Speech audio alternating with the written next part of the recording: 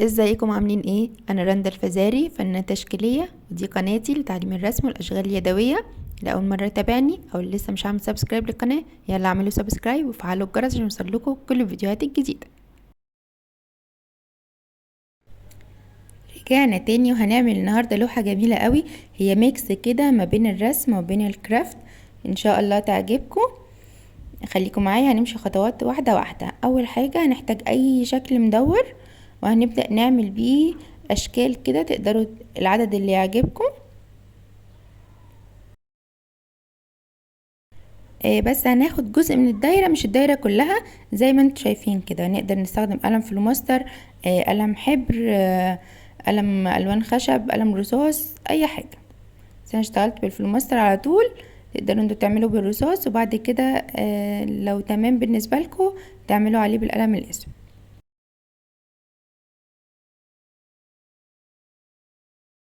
هنبدأ بقى نشكل كل دايرة من دول او كل جزء من دول كأنه بالظبط شمسية او اللي هي الامبريلا. نقدر نعملهم كلهم شكل واحد، ونقدر ننوع ما بين التقسيمات بتاعتها، نقدر نسيبها سادة خالص ونشتغل عليها بالالوان زي ما تحبوا.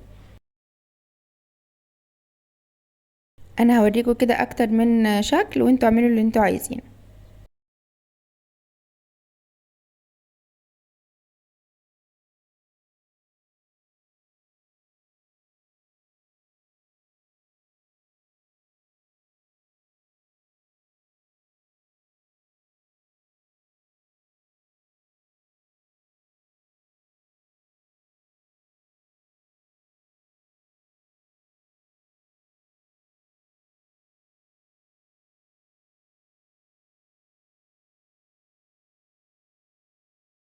اخر واحدة بس هنبدأ نعمل لها دايرتين كده من فوق صغيرين. تقدروا برضو تعملوهم بحاجة مدورة، وتقدروا تعملوهم بايديكم جواهم دايرة كمان، ونبدأ نحولهم لشكل عين. يبقى معانا شكل ضفدعة كده أمورة. نلون كده الجزء اللي جوه باللون الأسود،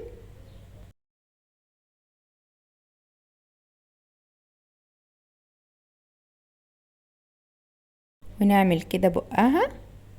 وبس كده الشكل خلص عندنا. نبدأ بقى نلونه.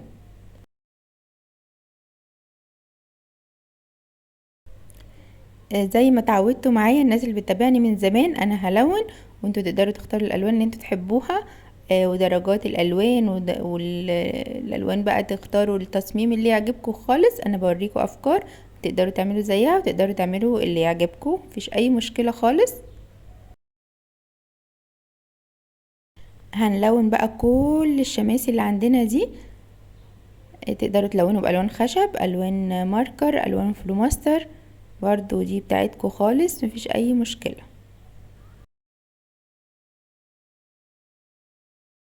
هوريكم انا كده اتنين مثلا، وبعد كده نسرع الفيديو عشان ما اطولش عليكم، ونشوف هنعمل ايه بقى في الخطوة اللي بعدها.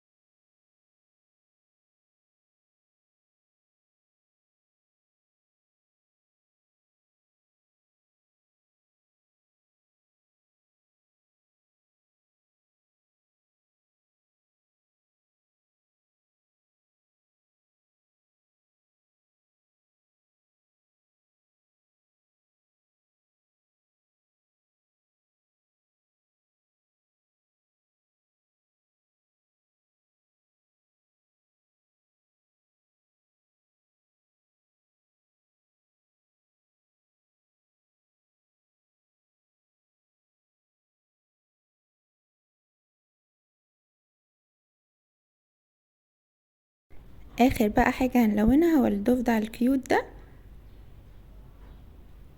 هنلونه وهوريكم ايه بقى الخطوة الجاية اللي هتنقل اللوحة لحتة تانية خالص.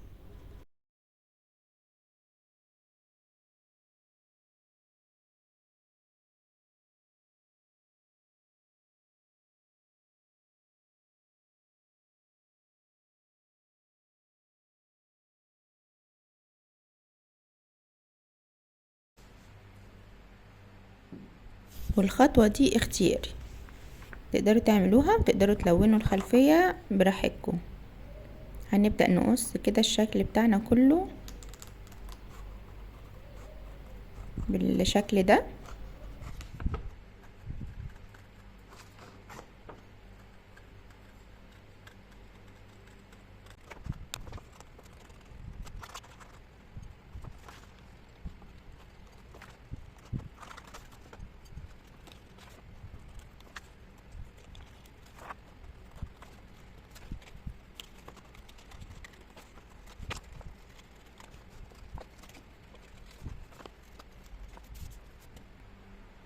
وهنجيب ورقة بقى بلون السما او ورقة لبني، وهنبدأ ان احنا نلزقها بأي نوع لزقة عندنا.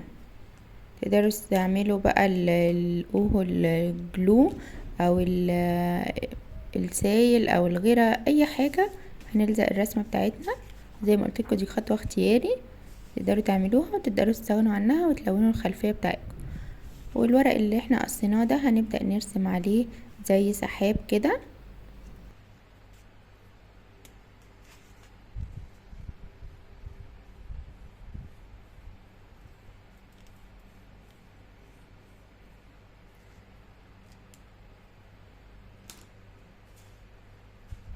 وبرضو هنقصهم بالمقص.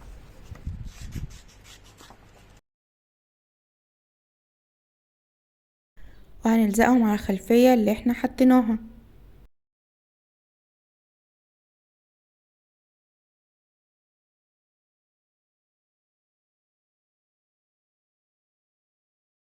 هندي شادو كده، ممكن بقلم رمادي او قلم رصاص، قلم اسود، اي حاجة. ممكن نسيبها زي ما هي برضو.